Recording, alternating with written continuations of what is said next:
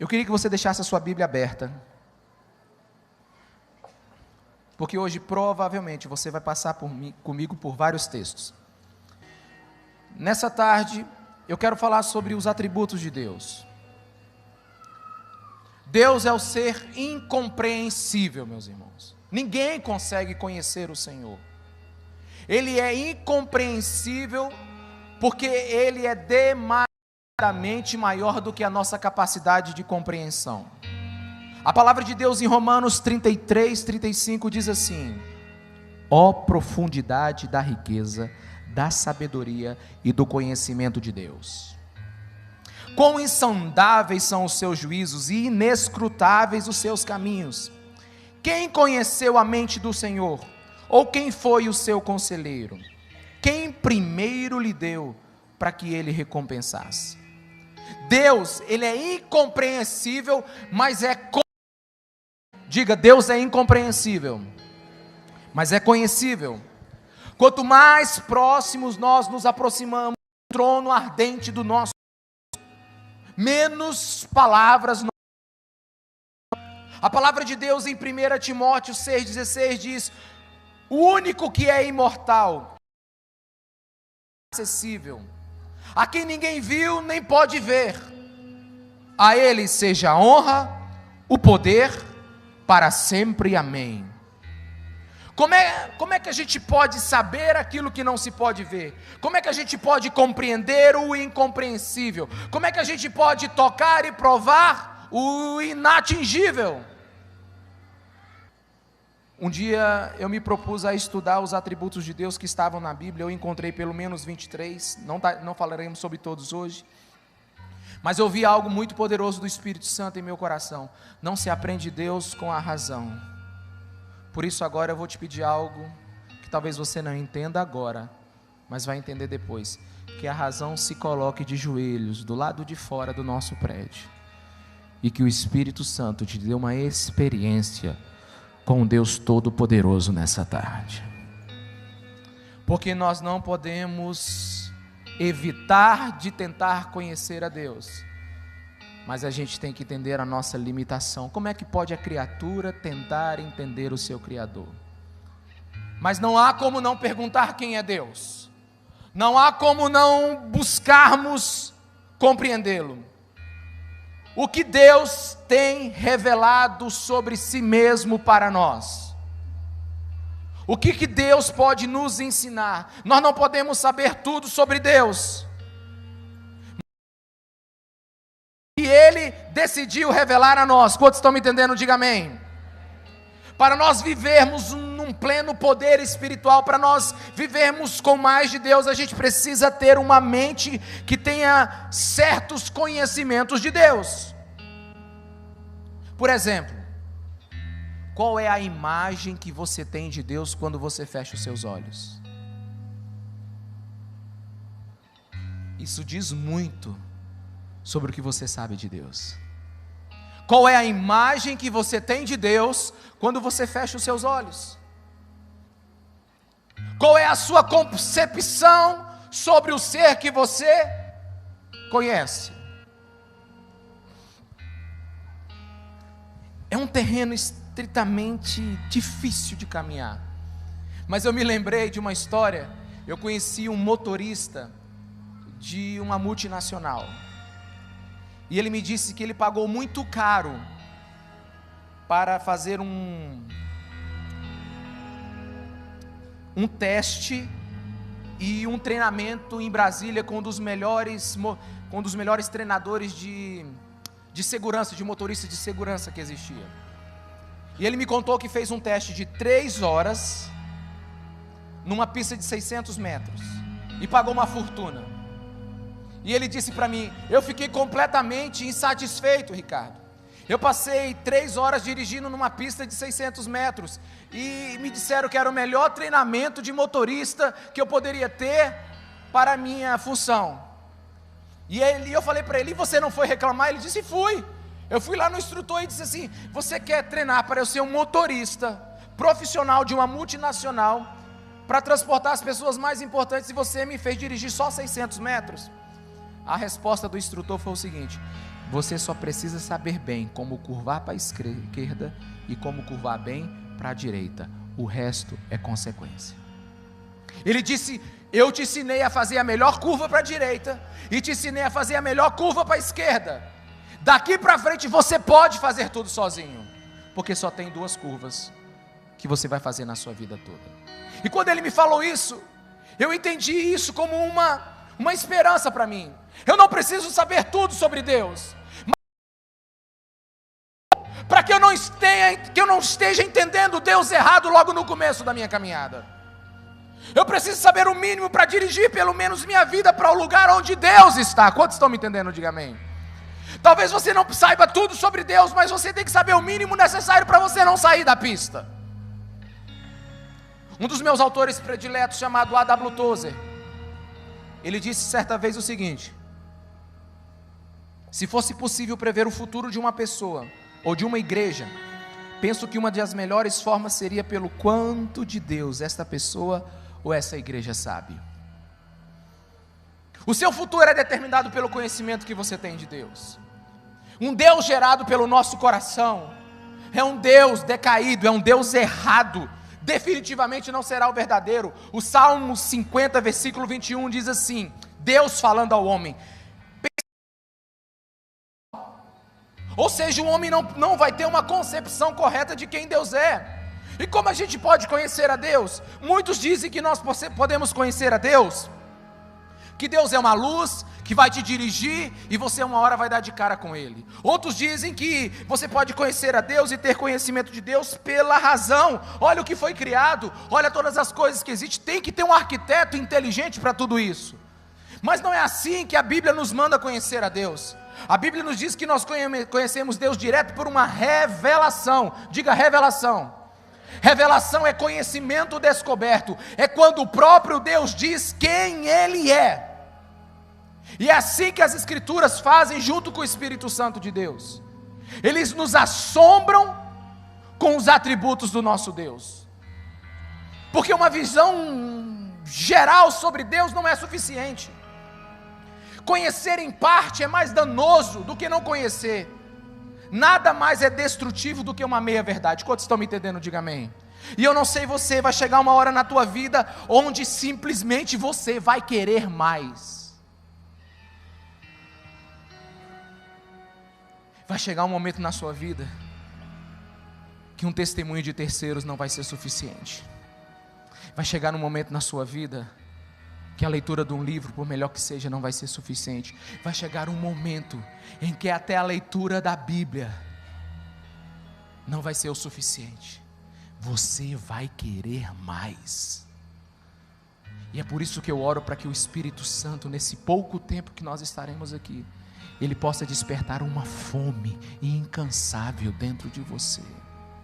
Ele possa despertar um desejo dentro de você. Porque o que eu posso te dar são centímetros perto de uma profundidade imensa de quem Deus é.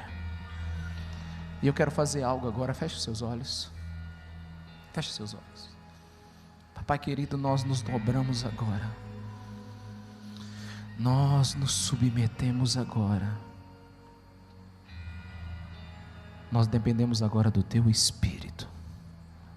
Fala conosco. Abre o nosso entendimento espiritual. Traz revelação de quem Tu és. No nome de Jesus e no poder do Espírito Santo. Amém. Os atributos de Deus é aquilo que Deus é. E eu vou passar por pelo menos uns 10, 15 atributos, o que der. Mas o primeiro atributo, quem Deus é. O primeiro atributo do nosso Deus é que Ele é autoexistente. Diga autoexistente.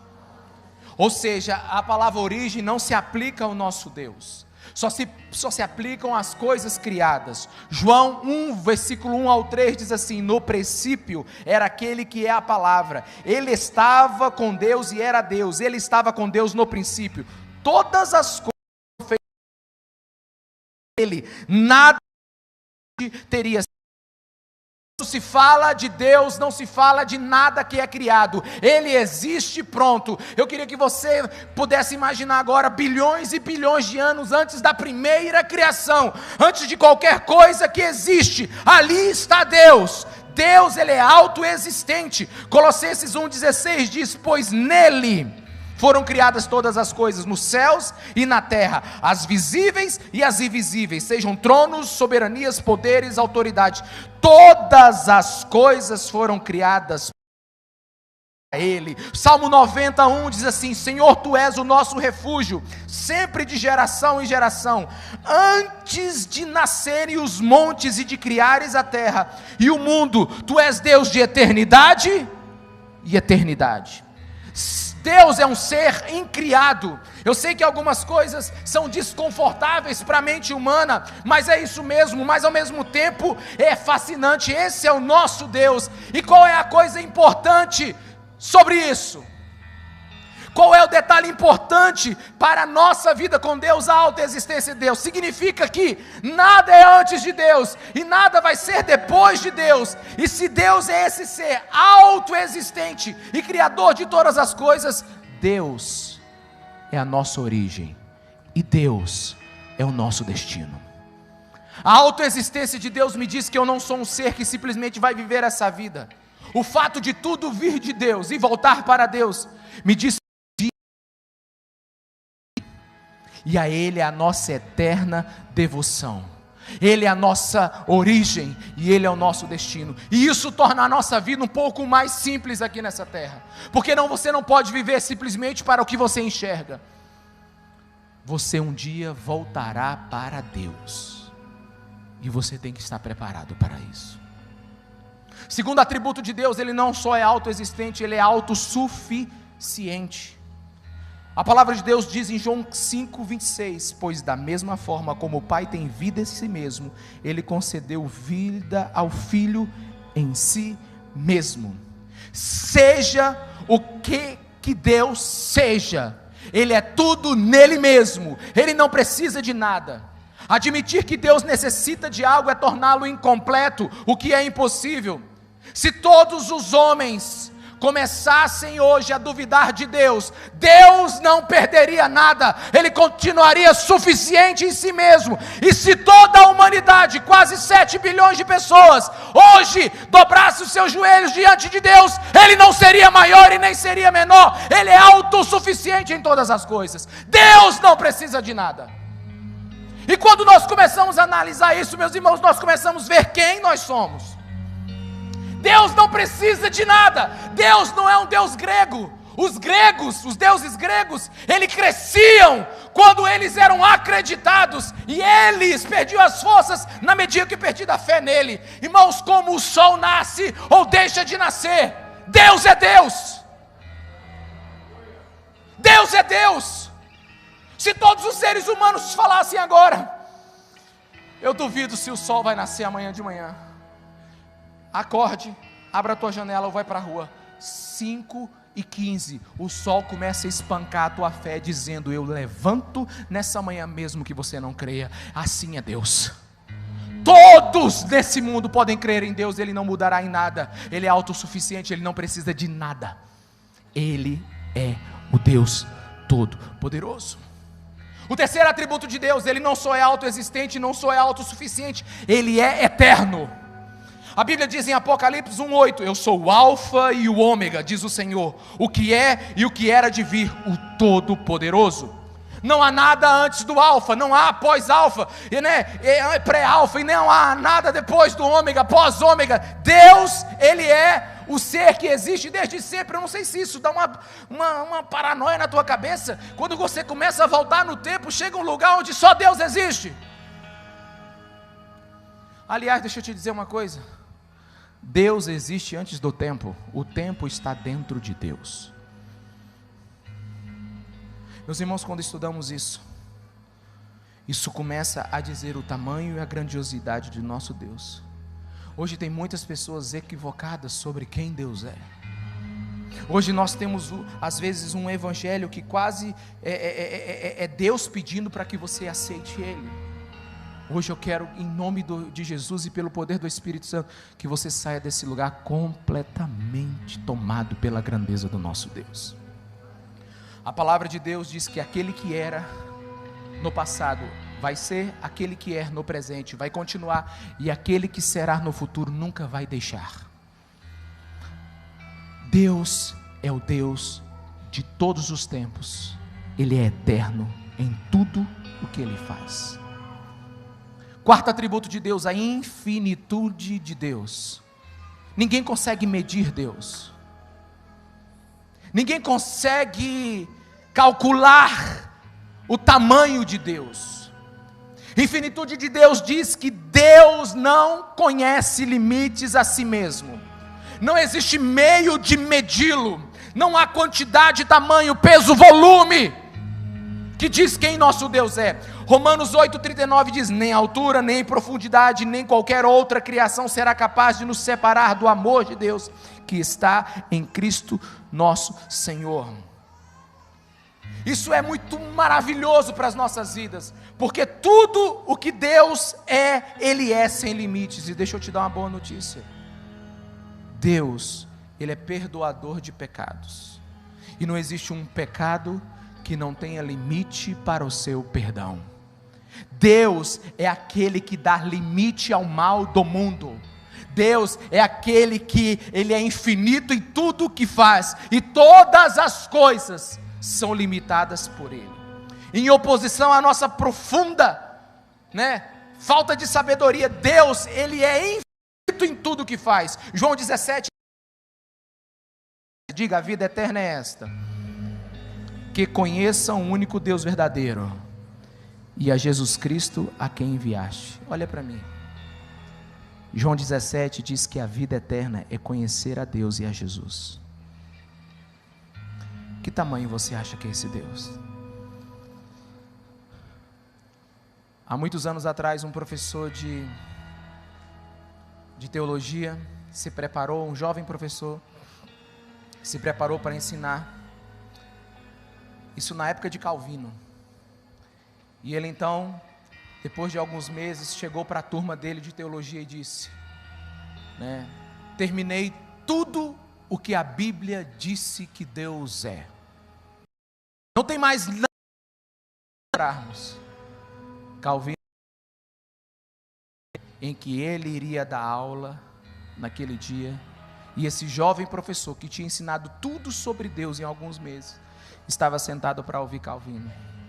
Calvino então chegou para ele e disse assim: meu amigo, meu aluno, eu acabo de ter uma experiência sobrenatural com Deus, e tudo o que eu escrevi até agora não passou de palha. Preciso recomeçar tudo novamente. Ninguém jamais poderá conhecer totalmente quem Deus é. A Bíblia diz que uma vida eterna é conhecer a Ele. Eu não sei se você consegue imaginar isso, mas uma das coisas que você vai passar o resto da eternidade, eu não sei nem se pode falar assim, ou a eternidade toda, vai ser sentar aos pés de Jesus e aprender da infinitude de quem Ele é. Quinto atributo de Deus, a imutabilidade de Deus. É estranho às Escrituras um conceito de um Deus em crescimento ou um Deus em evolução. Mudanças só podem acontecer nas seguintes direções: do menor para o maior, do iletrado para o culto, do imaturo para o maduro. Mas isso não se aplica a Deus. Ele é perfeito. Deus, Ele de mudanças. Tiago 1, e todo dom perfeito vem do alto, descendo do Pai das luzes, que não muda, como sombras inconstantes. Jamais houve tempo que Deus era menos Deus, ou Deus será mais Deus. Ele é imutável. Deus não evolui, Deus não cresce, Deus não melhora. Tudo que Ele foi ontem, Ele é hoje e será amanhã. O nosso Deus, Ele é imutável. Malaquias 3,6 diz que Deus falando ao seu povo: eu, o Senhor, não mudo. E o que isso tem a ver conosco? se os conselhos de Deus não mudam, se a vontade de Deus não muda, me ajuda aqui, igreja, quem é que precisa mudar? Se Deus é o Deus desde a eternidade, quem é que precisa mudar? Enquanto que para Deus é impossível Ele mudar, porque Ele é imutável, para o homem só resta clamar por uma mudança em Deus. Deus nunca vai mudar, nunca os seus valores mudarão, nunca quem Ele é vai ter qualquer alteração. Mas a nós, homens, precisamos crescer de glória em glória, precisamos crescer dia após dia. 2 Coríntios 3,18 diz que aqueles que buscam ao Senhor, todos nós, com a face descobertas, contemplando a glória do Senhor, segundo a sua imagem, estamos sendo transformados com glória cada vez de maior, a qual vem do Senhor, que é Espírito. Para o homem não tem possibilidade de redenção se ele não mudar, para o homem não tem possibilidade dele ser melhor se não mudar. Deus nunca vai mudar. Me ouça, igreja, em nome de Jesus, não importa o que você está fazendo, se for diferente de quem Deus é, Deus não vai mudar. Quem tem que mudar somos nós. Aliás, um teólogo já disse, quando a igreja permanece a mesma em Deus, então ela começa a mudar o mundo lá fora. Ou seja, Deus está nos conclamando para uma mudança. O imoral tem que se tornar moral, o orgulhoso tem que se tornar humilde, o lascívio puro, o perdido salvo, o lobo cordeiro. Não resta nada para nós. O velho homem precisa se tornar um novo homem. Precisamos passar pela nova vida em Jesus. Deus nunca vai mudar. Não importa o que você pense, não sei qual Deus que você concebeu, mas o que Ele escreveu, o que Ele decidiu, vai ser o mesmo hoje e ontem, para sempre, porque Ele é autossuficiente, Ele é eterno, Ele é autoexistente. Deus nunca vai mudar. O que resta então a nós? Se Ele não vai mudar, o que precisamos fazer? Irmãos, é uma consolação saber que nosso Deus não muda. Se Ele disse que tem céu, haverá céu. Pela manhã eu acordei e falei: Deus, por qual motivo eu devo pregar essa mensagem? Qual é a parte prática dessa mensagem?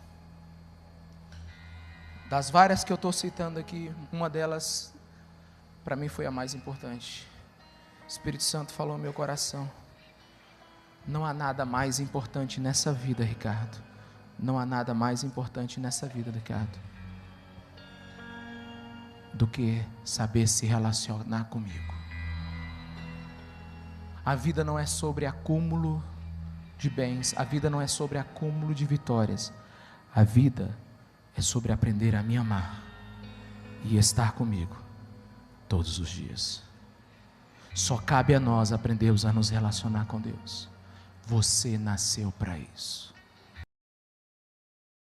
São os teus sonhos. Eu não sei quais são os desejos e as esperanças que existem dentro de você, mas nada deve ser mais importante do que conhecer Deus e a seu Filho Jesus Cristo. Agora, o sexto atributo de Deus que eu vou falar agora, ele mexeu comigo ontem. A onisciência de Deus. Diga onisciência. Daniel 2:22 diz que Ele conhece o que está em trevas. Para eu ser um pouquinho mais prático, Deus, Ele conhece, Ele está dentro da sua cabeça. Nada escapa à atenção de Deus. Nada pode ser escondido dEle. Nada Deus não sabe. Ele jamais erra, Ele não muda, Ele é eterno e Ele tudo sabe. Hebreus 4,13 diz: não há criatura alguma encoberta diante dEle, antes as coisas e patentes aos olhos de tratar. Hebreus 4,13 faz meus joelhos tremerem, meus irmãos. Hebreus 4,13 faz o temor vir sobre o meu coração. Não há nada descoberto, nada que esteja nu, nada que, sabe, todas as coisas estão patentes aos olhos daquele que temos que tratar. Sim, esse é o seu, tudo da sua vida é da conta. Se alguém pensa que está nessa igreja e Deus não sabe de algo da sua vida, desculpa, mas Deus sabe tudo. Irmão, não dá um desespero em você não? Eu quase não venho pregar hoje. Não, é sério. Não, você não parou para pensar isso não? Deus sabe até o que eu não fiz, porque eu não fiz. E Deus sabe até o que eu fiz, porque eu fiz. Ou seja, Deus sabe tudo. Dá, Olavo? Dá para você ter algum orgulho diante do Deus que sabe tudo sobre quem você é? Irmão, se você soubesse tudo sobre mim, você não estaria me ouvindo aqui nessa noite. É? Se você soubesse tudo da pessoa que está do seu lado, você teria cuidado com ela. Acho bom você ter cuidado com essa pessoa que está do seu lado. Só Deus sabe tudo sobre ela. Irmãos, como é que Deus pode ser conhecedor de todas as coisas, saber todas as coisas e ainda ser paciente? Você não é uma pessoa num negócio desse não? Quanto mais eu conheço Deus, menos eu entendo Ele. Como é que Deus deixa o André Suede adorar aqui em cima?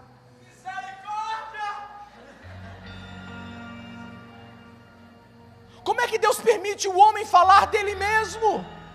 Meus irmãos, onisciência é nada que você já fez, pensou, ou não fez, Deus não sabe. Até o pecado que você não praticou, mas desejou praticar, Deus sabe. Você já imaginou um discipulado com Deus? Deus, toda segunda-feira você tem um encontro com Ele.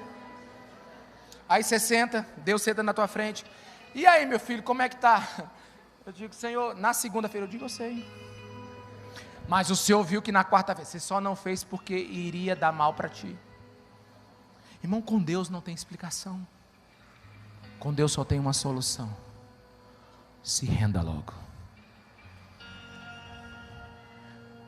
Porque se você for honesto como eu estou sendo agora, Deus é paciente demais. Deus é paciente até quando a gente adora Ele. Ele é onisciente. Ele sabe tudo. O conhecimento de Deus, ele é perfeito.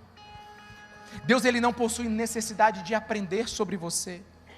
Eu liguei para uma pessoa hoje e falei para ele, olha, nós temos que aprender mais sobre uma pessoa.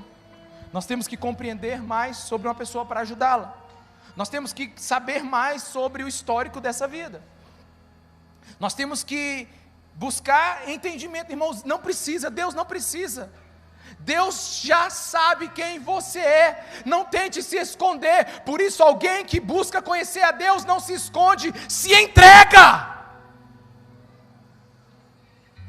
Eu não sei se esse silêncio é eloquente, ou se você não está entendendo, ou se ligar a televisão em outro canal, porque de manhã o pessoal também não falou nada.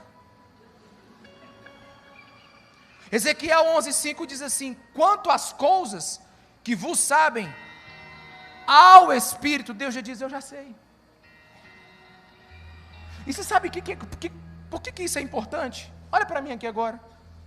Por que isso é importante? Você que está na internet aí, presta atenção. Para de ficar usando o WhatsApp. Por que isso é importante? Para a alma arrependida, essa é a regra de ouro. Porque Deus sabe que eu estou arrependido de quem eu sou.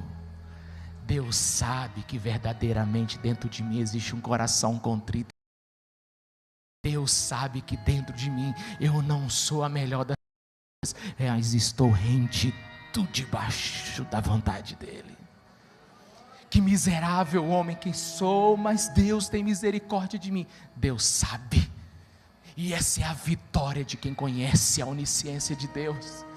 Essa é a coisa maravilhosa, porque Deus sabe que eu não quero ser quem eu sou, Deus sabe que eu vou lutar para não deixar esse pecado me dominar, Deus sabe para que esse pensamento esquizofrênico dentro de mim não ganhe vida. Ele sabe, é maravilhoso, é libertador para aquele que é honesto, mas é um tormento para o mentiroso, é um tormento para o falso, é um tormento para o hipócrita, porque ele pode ser bem visto por todos os homens, ele pode ter uma reputação diante dos homens, mas Deus sabe tudo dele.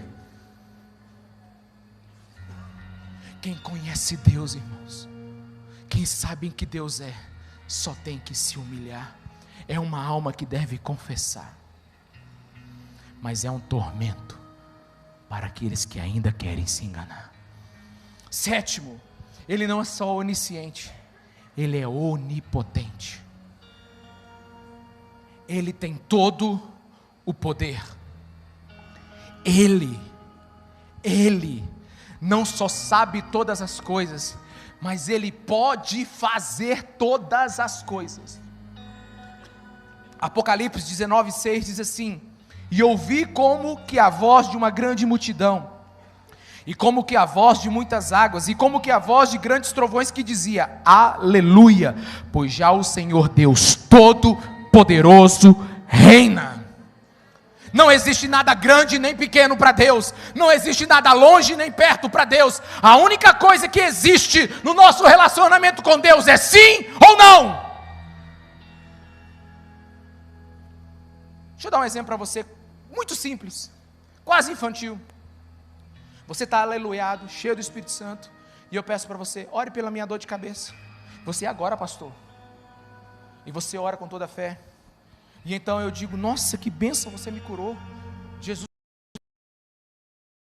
Socorrão, que tem uma pessoa que está totalmente tomada por um câncer terminal, ora por ela e diz: ah não, pastor. Você automaticamente torna algo maior, mais difícil, para um Deus que é todo poderoso. Quantos estão me entendendo, irmãos? Por isso que você precisa entender que para Deus não existe grande ou pequeno, difícil ou fácil, só existe sim ou não. E isso é sustentáculo para a nossa fé, porque é assim que Ele trabalha. Gênesis 18:14 diz assim: existe alguma coisa impossível para o Senhor? Lucas 1:37 responde: pois nada é impossível para Deus. A onipotência é a vontade de Deus em ação. E Deus, Ele é fiel, Ele é todo poderoso, Ele é onisciente, Ele é incrivelmente maior do que nós podemos pensar, Ele é infinito. Então tudo o que Deus quer fazer, Ele faz sem o menor esforço. Mas Ele não é só onisciente, onipresente, onipotente, Ele é onipresente. Deus só não sabe o que você fez, olha para mim aqui agora, mas Ele estava lá quando você fez. Ou você acha que só porque você fez num lugar que ninguém viu, Deus não viu? Sempre tem alguém vendo o que você fez, e Deus estava lá. A onipresença é aquele atributo que diz que 7 bilhões de pessoas podem estar adorando a Deus agora de joelhos, e Deus estará frente a frente com cada uma delas, como se não existisse outra no mundo. Tem aquele negócio, né? Hora de madrugada que a fila é menor. É porque você não é só antibíblico, como não é racional. Porque quando é de madrugada aqui, é dia lá na China.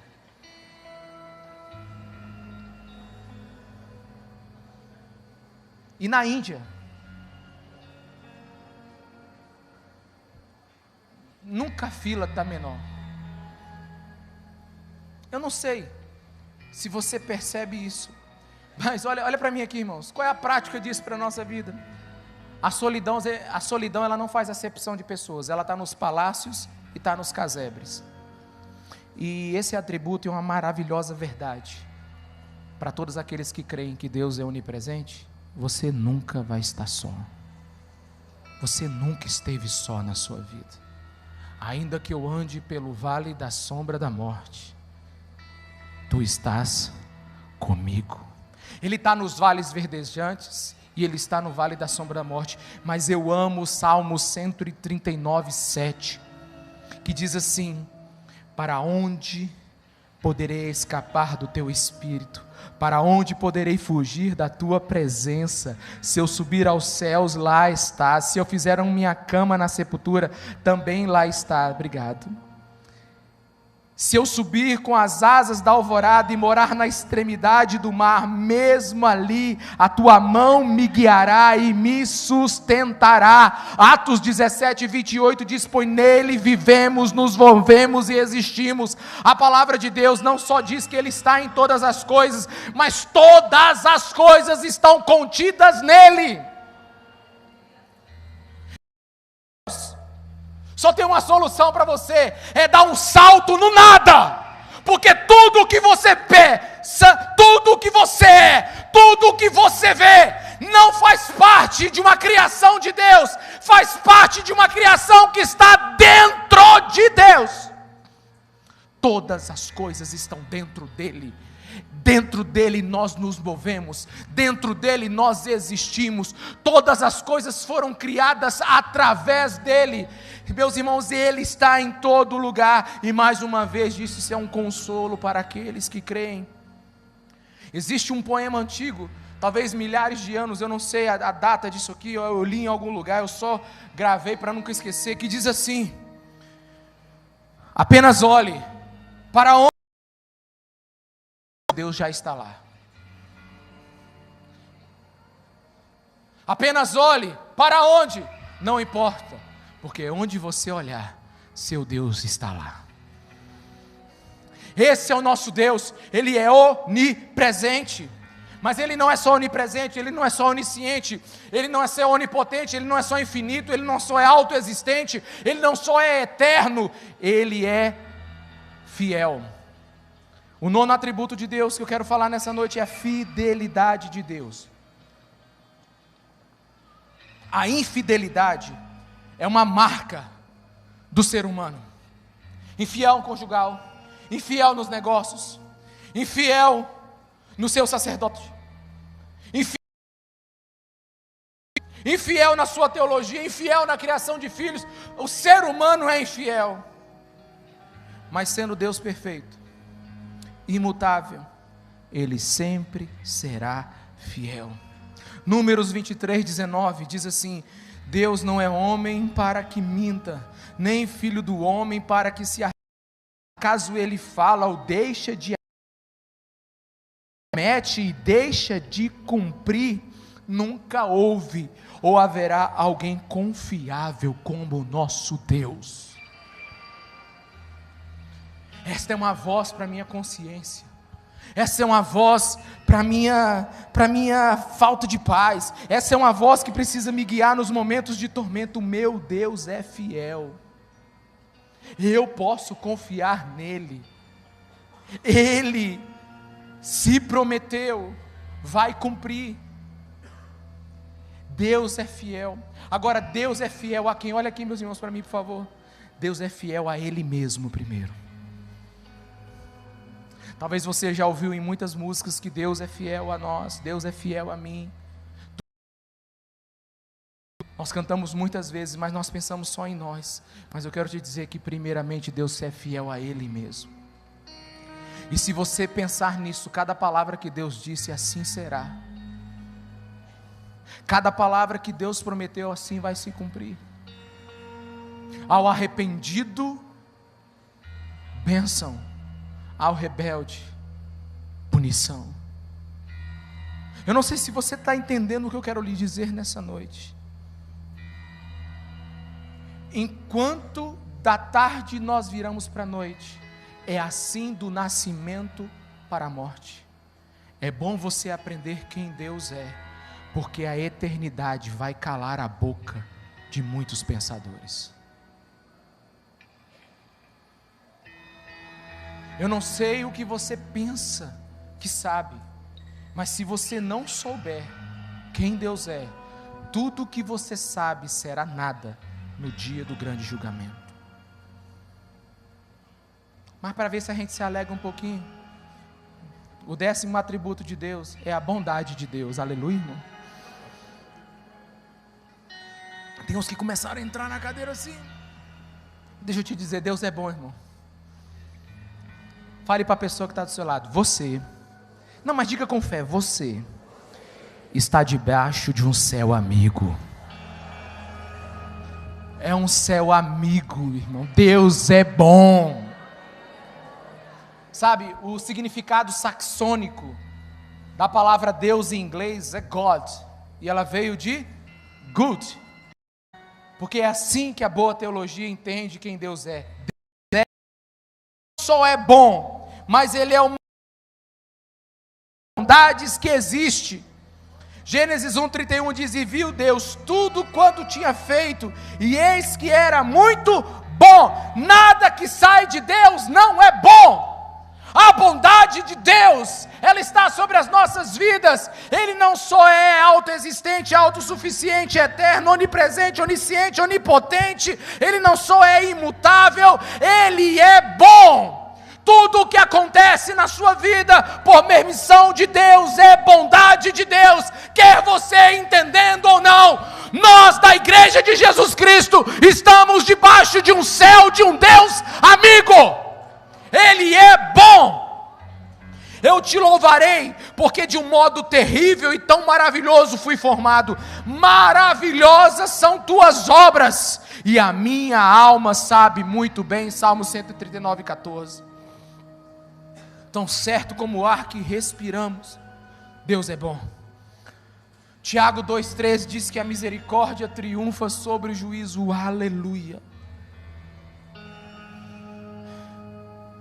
Mesmo quando todos se rebelaram contra Deus, Ele ainda estendeu a sua bondade sobre nós. Deus é bom. Eu não sei o que você está pensando agora. Eu não sei qual a alfinetada que a vida lhe deu. Eu não sei qual o facão que já tacaram nas suas costas. Eu não sei qual foi o tormento que você já passou. Mas me ouça debaixo do poder do Espírito Santo. Deus, o seu Deus, o Deus da Bíblia, o Pai de Jesus Cristo, o nosso Deus é bom. E porque Ele é bom, o 11º atributo de Deus é a paciência de Deus. A paciência de Deus só existe porque nós somos culpados. Você não precisa ser paciente com alguém que está certo. A expressão da paciência de Deus é porque nós somos culpados. É a paciência de Deus que tolera o nosso pecado. Quantos estão me entendendo? Diga amém. Naum 1:3. Você sabia que tem esse livro na Bíblia, Naum? Uma vez eu estava pregando, eu falei, irmãos, abre a Bíblia em Naum. Ele disse, que eu digo, não a Bíblia. Naum 1:3 diz: o Senhor é tardio em irar-se, mas grande em força. A paciência de Deus é a prova que você está ouvindo quem está falando e eu estou vendo quem está me ouvindo. Porque se Deus não fosse paciente, meu irmão, não tinha nada para contar a história aqui. Você é fruto de uma paciência sobrenatural de Deus. Como Deus teve paciência comigo, eu dentro da minha juventude. E aí, Marley, quando você tinha 20 anos, Deus paciente contigo, né, irmão? Não é não? Diz aí, quando você tinha lá aqueles 25 anos de idade, quando você estava fazendo aquilo que você está lembrando agora, Deus é paciente, não é não? Eita, só Deus sabe a paciência que Ele teve com a Fafá, né? E é isso, Ed, só a paciência de Deus, né, meu filho? Irmãos, Deus é paciente. Irmãos, se Deus não fosse paciente, como é que Ele conseguiria ser onisciente? Não, porque se eu fosse onisciente, era bom Deus me dar também a paciência sobrenatural. Porque saber tudo, tem que ter paciência. Quantos estão me entendendo, meus irmãos? Agora vamos chegar no alto da montanha, vamos começar a estabilizar nela. Eu quero falar sobre a justiça de Deus. Não é a justiça que obriga Deus a ser justo. É Deus que é justo ao ponto de nunca praticar uma injustiça. A justiça de Deus revela a forma como Deus legisla, a forma como Deus escreveu a sua palavra, a forma como Deus trata a nossa santidade. É inevitável para Deus castigar o pecado. Diga comigo, é inevitável para Deus não castigar o pecado. Por isso não reclame, porque Deus é justo. Ele é justo porque jamais um ser santo e perfeito como Deus poderia poupar alguém que não... Está todo mundo aqui comigo? Deus é tão justo que Ele não vai poupar ninguém que não se arrepende. Meus irmãos, olha para mim aqui em nome de Jesus. Em nome de Jesus, se você acha que no final da tua vida Deus vai dar um jeitinho de ser bondoso com você, deixa eu te explicar os atributos de Deus. Os atributos de Deus não trabalham separadamente. Os atributos de Deus trabalham juntos. É porque Ele é justo. Você sabe por que Deus é imutável? É porque Ele é fiel. Você sabe por que Deus, Ele é todo poderoso? Porque Ele é todo onisciente. Quantos estão me entendendo? Diga amém. Alguns acham que podem departamentalizar Deus. Não, Ele vai dar um jeito para a minha vida no final. Ele é um Deus bondoso. Você sabe qual é a pergunta do ignorante, do vil, do ateu com pouca profundidade? É: por que existe tanta coisa ruim se Deus é bom? Eu digo, Deus é tão bom que não te matou antes de fazer essa pergunta. Uma vez um cara chegou para mim assim: seu Deus não existe, se Deus existe, eu quero que Ele me fulmine agora. Eu digo, meu irmão, deixa eu te explicar uma coisa: Deus quer conversar com uma formiga como você, por isso Ele não vai chegar e vai matar ela para depois conversar, não. Ele não vai te matar. A pessoa, que me fulmine esse Deus. Deus não quer fulminar ninguém, Deus quer conversar com esse alguém. Deus não é o seu filho que gosta de ficar matando as formiguinhas, não. Deus é aquele que conversa: ei, conversa comigo, fala comigo, ó, eu estou aqui, tenha paciência comigo, vem cá, ó, eu quero falar contigo. Deus é assim, irmãos. Mas vai chegar uma hora que Ele não poderá fazer nada por aquele que não se arrependeu. Ele é tão justo. Ó, irmão, sinceramente, eu vou dizer aqui agora mesmo. Depois você se vira, você vai falar com o seu pastor, depois o teu pastor vai cuidar de ti. Irmão, deixa eu te dizer uma coisa, presta atenção no que eu vou lhe dizer. Se você tem ideia, se tem uma ideia na tua cabeça que você pode tardar o seu arrependimento, que você pode tardar a sua confissão de pecado, que você pode tardar, é porque você não conhece a justiça de Deus. Se você acha que você pode sair daqui e continuar com as tuas esquisitices, e você achando assim: Deus vai me dar uma chance amanhã, eu quero te dizer que você é um ignorante em relação à justiça de Deus. Porque você pode morrer antes de passar por aquela porta. Você pode morrer ao sair do seu carro. Você pode comer uma panelada e dar uma congestão e morrer.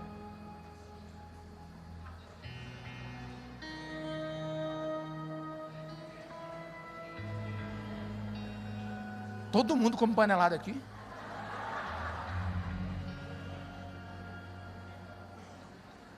Você que não é da internet, bota no Google, panelada, isso aqui é do Maranhão. Você acha que você vai fazer o que com a justiça de Deus? Colocá-la dentro do seu bolso? Deus é grande em bondade, mas Ele nunca vai poupar aquele que não se arrependeu. Desculpa, irmãos, a justiça de Deus exigiu a morte de Jesus Cristo naquela cruz. Você acha que Ele não vai exigir o arrependimento do seu pecado? Jesus em Lucas 22:42 diz assim: Pai, se queres, afasta de mim esse cálice. Se queres. Eu imagino Deus falando para ele: meu filho, eu não quero, não posso, aguenta ou sai. E eu vou te dizer a mesma coisa, olha para mim. Se você não crer na justiça de Jesus Cristo naquela cruz, para remissão e perdão dos seus pecados, acho bom você estar preparado para morrer numa cruz, quando você for encontrar com Deus, e por favor, morra santo, porque senão você está condenado.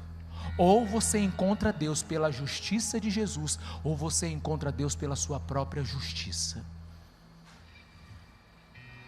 E não venha com essa conversinha que Deus vai me dar uma chance amanhã. Ele está te dando uma chance agora. É por isso que eu estou pregando para você. Se você morrer 3 segundos depois dessa palavra, você vai ter um encontro com Deus e Ele vai dizer assim: te avisei. Porque essa é a justiça de Deus. A justiça de Deus analisa a situação e define ela como ela deve ser. É por isso que 1 João 9 diz assim: se confessarmos os nossos pecados, Ele é fiel e justo para nos perdoar os pecados e nos purificar de toda injustiça. Se confessarmos, justiça chega. Se não confessar, justiça chega do mesmo jeito. Só que na confissão, Ele nos justifica pelo poder do sangue do Cordeiro que morreu na cruz há 2000 anos atrás.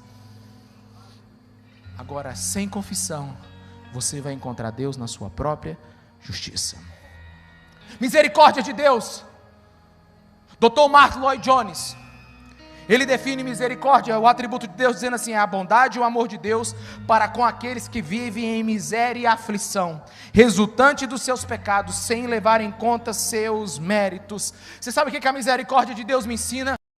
Em Êxodo 30, eu farei passar toda a minha bondade diante de ti, e apregoarei o nome do Senhor diante de ti, e terei misericórdia de quem eu tiver misericórdia, e me compadecerei de quem me compadecer. Olha para mim aqui, Deus é tão misericordioso, que pode ter o homem mais santo desse lado desse púlpito, e pode pegar o Hitler e colocar desse lado. Se Deus quiser, a misericórdia dele se estende para os dois.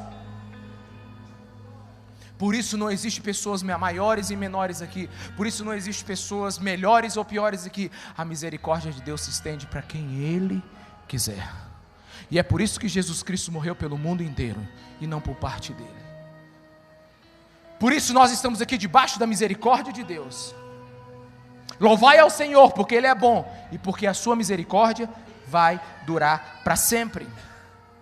A misericórdia de Deus é uma declaração que tem jeito para mim. Quantos estão me entendendo? Diga amém. O amor de Deus, aguenta aí. Ainda não cheguei onde eu queria ainda não. Estou preparando para o final. Segura aí. O culto pela manhã passou 20 minutos. A gente também passa aqui uns 10. Fica frio. É melhor você não ter pressa hoje. Deus é muito paciente. O amor de Deus é o 14º atributo. A gente poderia passar dias, anos sobre o amor de Deus. Mas eu quero te dizer uma coisa sobre o amor de Deus hoje só. Deuteronômio 7, a partir do versículo 7, diz assim: o Senhor não se afeiçoou a vocês, nem os escolheu por serem mais numerosos do que os outros povos, pois vocês eram o menor de todos os povos, mas porque o Senhor os amou. Simples assim. Deus nos amou porque Ele quis nos amar. Não tem nada em nós que atrai a Deus. Ele nos amou porque Ele decidiu que seria assim. É o amor gratuito, é o amor espontâneo, não causado. É o amor que simplesmente acontece porque Deus decidiu. Por isso, alguns aqui podem se sentir mais amados por Deus hoje porque talvez tenham acertado mais. Orou o sábado inteiro, a madrugada inteira. Outros estão se sentindo menos amados por Deus porque deve ter pisado na jaca nesses últimos dias. Só que eu quero te dizer uma coisa: Deus não escolheu amar você pelo que você fez ou pelo que você está fazendo. Deus simplesmente te ama. Você acredita nisso? Não, você tem revelação disso? Você pode ter revelação aqui agora: nossa, Deus me ama, estou na casa dele. Podia estar fazendo qualquer coisa, assistindo o Faustão, mas estou aqui. Não. no pior momento da sua vida, no maior erro da sua vida, Ele era onisciente, onipresente e todo amor. Ele te ama. Ele te ama. 15º, a santidade de Deus. Isaías 6, versículo 5. Então gritei, o sumo sacerdote Isaías: ai de mim, estou perdido, pois sou homem de lábios impuros e vivo no meio de um povo de impuros lábios. Os meus olhos viram o Rei, o Senhor dos Exércitos. Quando nós vemos toque moral que nós nunca vamos esquecer. Deus é santo. Deus é santo. Ele tem um padrão. Deus não segue um padrão. Deus é o padrão. Isaías, no capítulo 5, lançou ai para todo mundo: ai de vocês que são assim, ai de vocês que são assim, ai de vocês que estão assim. Quando ele, no capítulo 6, ele diz: ai de mim. A santidade de Deus é o próprio caráter de Deus. Não conhecer a santidade de Deus não é saber como agir. Repita comigo: não conhecer a santidade de Deus é não saber como agir. É por isso que cristãos que estão agindo de forma errada.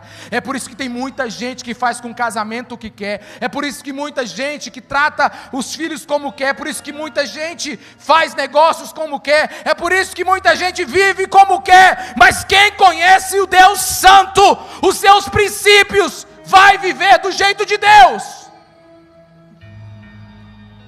Deus não vai se conformar ao seu padrão. Deus tem um padrão ao qual você deve se conformar. Penúltimo, a ira de Deus. E eu nem preciso pedir desculpa para falar sobre a ira de Deus. Uma vez um pastor foi pregar sobre a ira de Deus e disse: irmãos, eu peço desculpa pelo sermão de hoje. Hoje eu vou falar sobre a ira de Deus. Irmãos, eu não preciso pedir desculpa sobre a ira de Deus, porque é bom avisar antes. Deus, Ele é todo amor. Deus, Ele é todo bondade. Deus, Ele é todo misericórdia. Mas um dia Deus vai agir com ira e justiça sobre toda a iniquidade e sobre todo o pecado.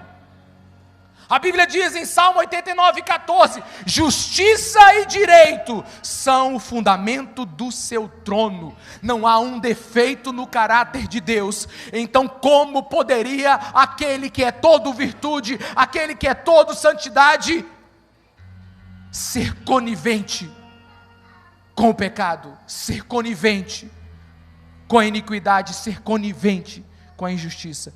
Deus vai se irar sim. E eu queria muito que você se esquivasse da ira de Deus. William Gardner, 1660, um teólogo puritano, ele diz assim: nada é tão suave como a paciência de Deus, e nada é tão terrível quando a sua ira se inflama. Se você acha que Deus é um ursinho de pelúcia, que só te ama, que só tem bondade, você só está vendo uma faceta de Deus. Ele é justo e se ira. O último atributo de Deus que eu quero colocar para hoje, fica de pé no seu lugar.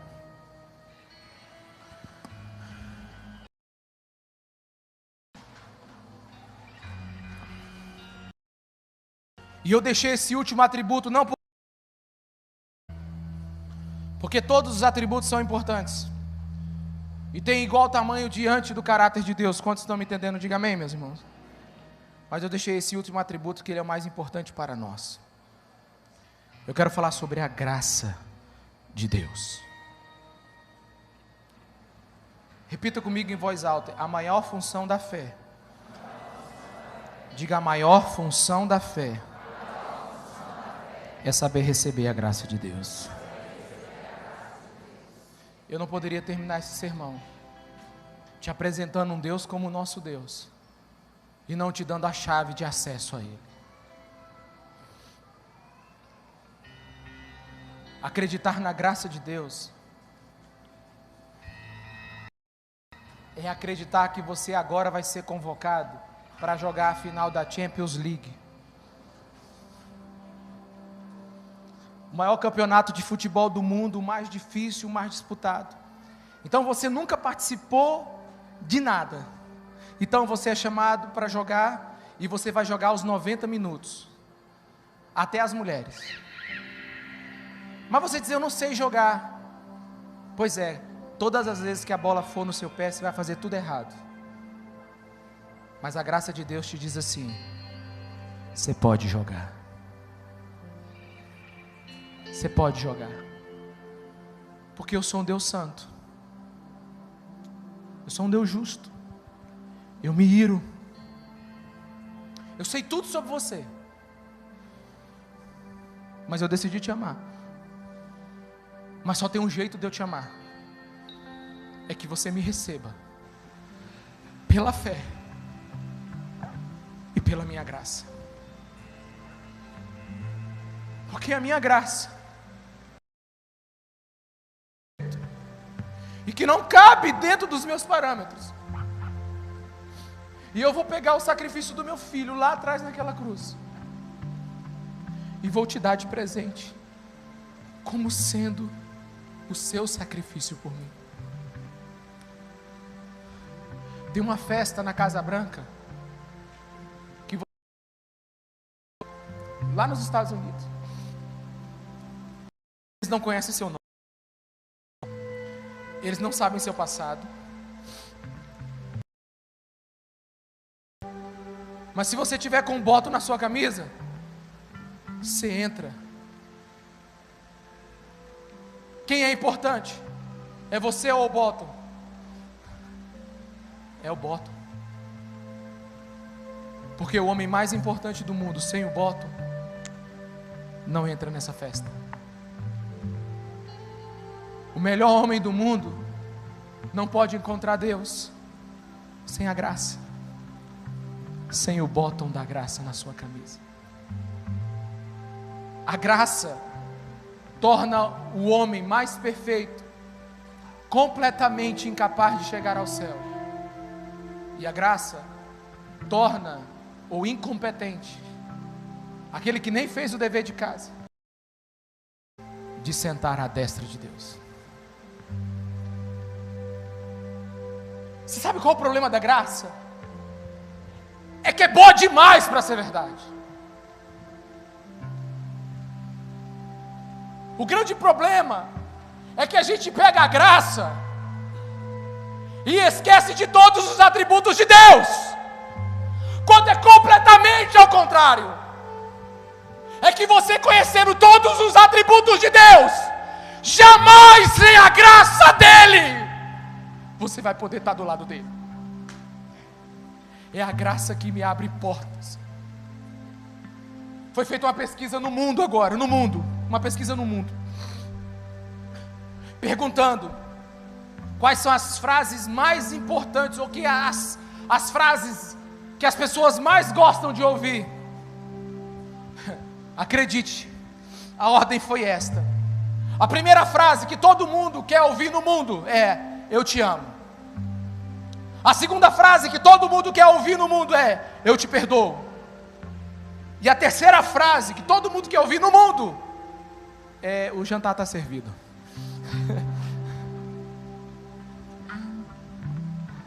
E a graça te dá isso. A graça te diz: eu te amo.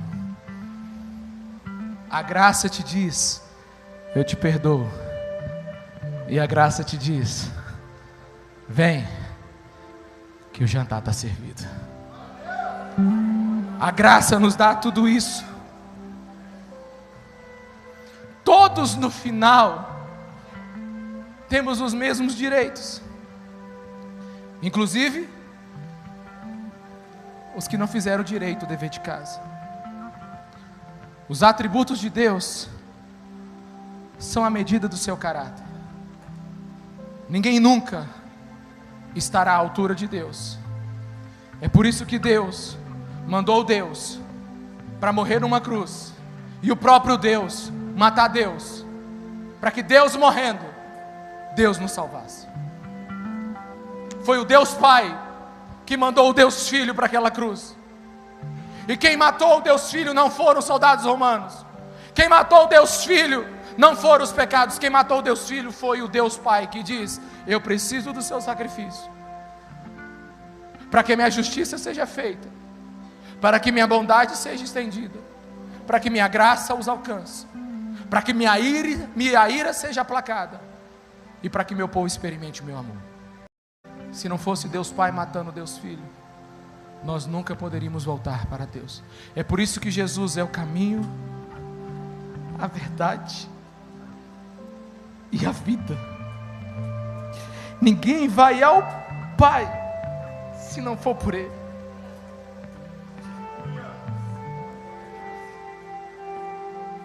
Conhecer Deus é glória. Deus é glória. Porque quando eu penso na ira e na justiça de Deus, eu falo: Senhor, não tem jeito para mim. Como é que posso ser pastor, Deus, desse jeito? Quando eu olho para os teus atributos, Deus, o Senhor é tão alto, o Senhor é tão alto. O Senhor é tão alto, Deus, eu não consigo nem imaginar como é que eu posso chegar a Ti. Mas quando eu penso no Deus que se fez carne e habitou no meio de nós e morreu naquela cruz por mim, e quando eu ouço que pelo sacrifício dele eu tenho acesso a Deus, meus irmãos, a única coisa que eu posso ser na minha vida é um cristão, é um discípulo de Jesus Cristo de Nazaré. Porque Ele é tão grande, mas se fez tão pequeno, para que pequenos se tornassem tão grandes.